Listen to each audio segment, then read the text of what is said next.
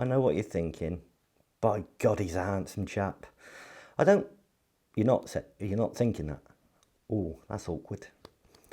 So you might be thinking, Lee, your face is in focus, but yet all that background stuff is a bit blurred out. How do you do that? Well, my friends, that's known as magic. Well, my friends, that's down to Aperture. And today we're going to have a little look at Aperture and what effects it makes on your photography. So let's go.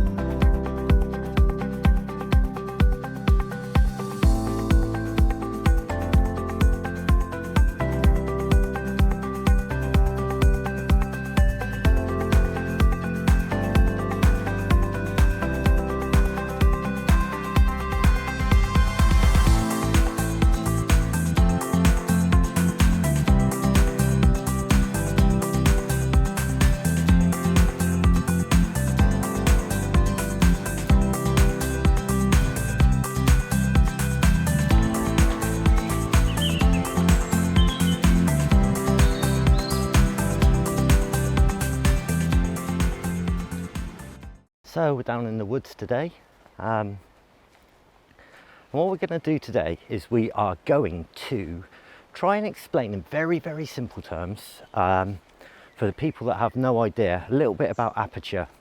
I'm not sure if you can see even now, even with this camera, you can see the background slightly blurred out. I'm in focus, hopefully. So yeah, we're going to talk a little bit about that. Now, I've come to the forest, reason being, well, actually, I'll tell you why in a minute. Let's go and try and find composition, see if we can set something up that we can explain what we're actually doing and why. So yeah, let's go and find something.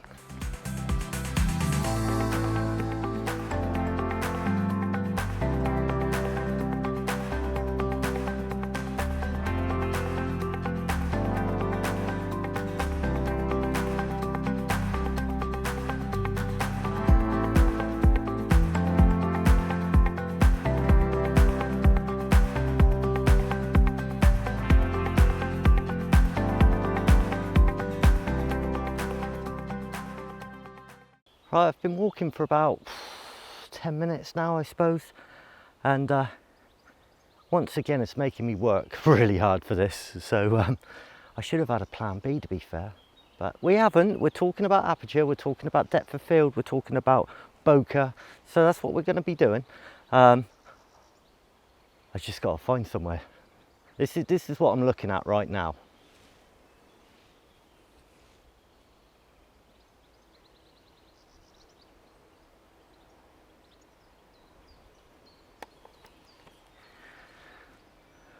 Yep, pretty wild, isn't it? Pretty wild. But it's beautiful, really is beautiful. So peaceful here. I'm gonna have a little look down there. I think while I'm out today, I've got a few minutes. I might actually just try and grab a composition. I really want a nice forest shot, but I think I need to do a little bit more learning on how to get that decent composition. I think I've seen something up here. I'm going to have a little wander, catch up with you 2 secs. So finally rocked up, I'm getting eaten alive here. It's ridiculous, lovely t-shirt time. Lovely day in the UK, about 18 degrees in the car on the way over. Awesome, we'll have some of that please, thank you. Right, what are we going to do? So I'm going to be honest with you, I'm struggling to find anything to demonstrate depth of field, aperture, etc. Don't worry, we're going to find something. It's just not going to be an image you probably want to put on your wall, but it doesn't matter, does it? This is just about, you know, hopefully a very, very, very basic lesson in sort of what your aperture does, this f-stop, this magic thing, you know. It's not magic, it's a little technical, but it's not too bad, not too bad. You can do it in steps. Anyway, before we get to that, I am going to try my hardest. I've tried for quite some time to find a forest that I can, I've got this image in my head and I want it and I can't find it. This is going somewhere close to it, so I'm going to see what I can grab with this, and hopefully it works out. Right, I've got a composition, I think. Don't know why I'm pulling all these faces today, ridiculous. Frustrated, not frustrated, frustrated, yeah. This isn't what I want, this isn't what I want. I want a denser forest, I want to be in amongst it. So I'm going to snap a few away here. So my first one's going to be, first exposure is 1/100th of a second, f11, and the ISO is 100, keep the noise down. I'm just going to grab this one, see what this looks like.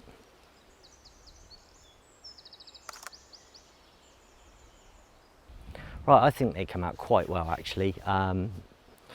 Yeah, I'm hoping they did, because if they did, you get to see those images right about now.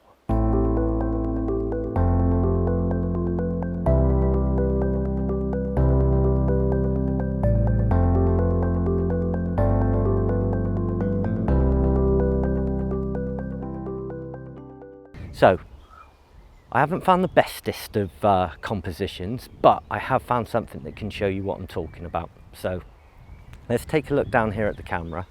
Right, so as you can see from that, I'm on f4 setting now, f-stop. What is this f-stop? F-stop is how you measure the aperture. And what you'll tend to find is the lower the f-stop, the more expensive lenses are. That may not be 100% true, but there or thereabouts. The lower you can get that f-stop number, the more light you can get into the camera. And long and short is the more blurriness you can get in the background, but keep your subject in focus. Now, there's many other things to consider with this. There is the focal length, the ISO, the shutter speed, etc., etc. If you want to start messing about and trying to get some sort of decent portrait shots or some more intimate landscape shots, for instance, just play with your aperture. Now, most cameras have an aperture priority mode. Now, depending on the make of your camera, that could be different. I think the Sony's A, Canon might be AV, something like that. Check your manual, find aperture priority. Now, what that allows you to do is that allows you to take control of your aperture. The camera will take care of the rest. So it will expose the image for you correctly based on what you wanted out of the aperture. Hope that makes sense. So as an example, I want to take a shot of a person. I want the background blurred out, but I want to make sure that the exposure's right. Now, I could go into manual and I can change the ISO, I can change the exposure, I can do all these things myself, or I could put it in aperture priority mode. I could do it at the lowest f-stop number I can and let the camera do the rest. Why not? You know, fantastic. So this one here, I'm actually personally doing in manual, but it could quite easily be aperture priority. I like to underexpose my images. Don't ask me why, that's just that pleases me. So that's what I tend to do, just underexpose a lot of my images. Camera wants to make it properly exposed, and so I'll do it myself, thanks. But you, aperture priority, that's your next mission. Next week, next time you get out, I want aperture priority from you. If you're shooting in auto at the moment, get over to aperture priority and send me some of your results. Tag me on Instagram, put it in the comments, Facebook, wherever you can, email me, whatever you'd like. I'd love to see your images of aperture priority mode. So, the basic premise of this, the very, very basics, is lowest number you can go to will separate your background. The higher the number, the more in focus. Make sense? So I'm going to grab a shot now, and this is going to be at my lowest f-stop, which on the 70-200 is f4. I'm going to take that image. I'll tell you the one sec, I'll tell you the settings.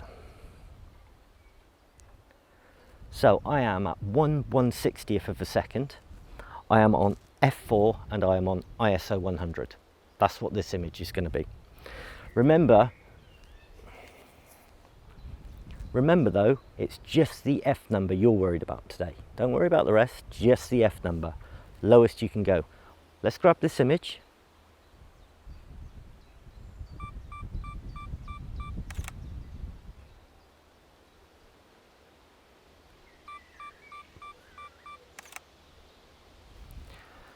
Boom. So with F4, here's the image.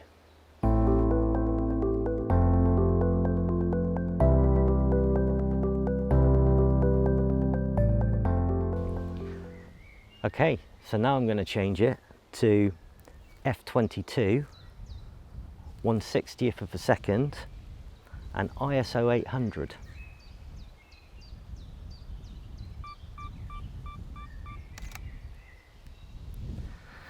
So you can see that image now.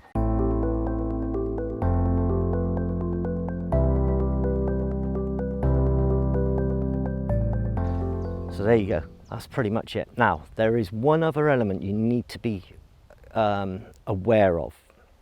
If you try and take a photograph as I am now and I'm stood against the wall, it doesn't matter how low that aperture is going to be, you're pretty much going to get everything in focus. So what you want to do is you want to take a photo of if you were taking a photo of me right now, you can see all this as far in the distance.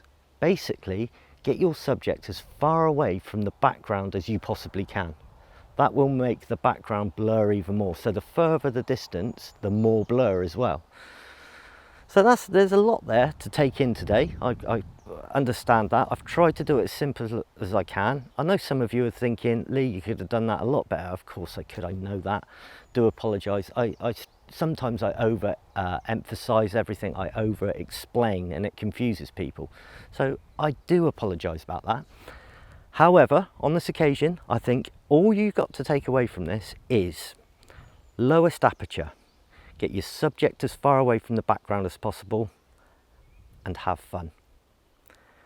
That's pretty much it, isn't it? So I hope you've got something out of this today. If I haven't explained it very well for you and you don't quite understand what I'm talking about, or there's just some things you're a little bit unclear about, please contact me. Say it every week that I love, interacting with you guys. So contact me. I'm more than happy to help if I can.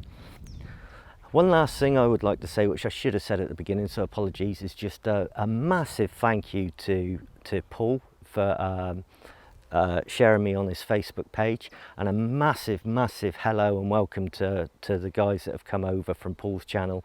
Really good to have you here. Hope I'm doing some content that you find interesting, that you enjoy.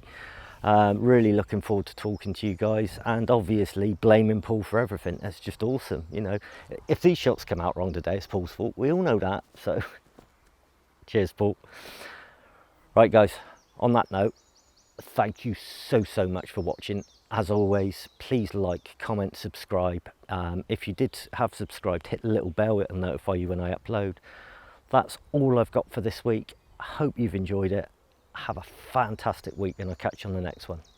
Cheers guys, bye bye.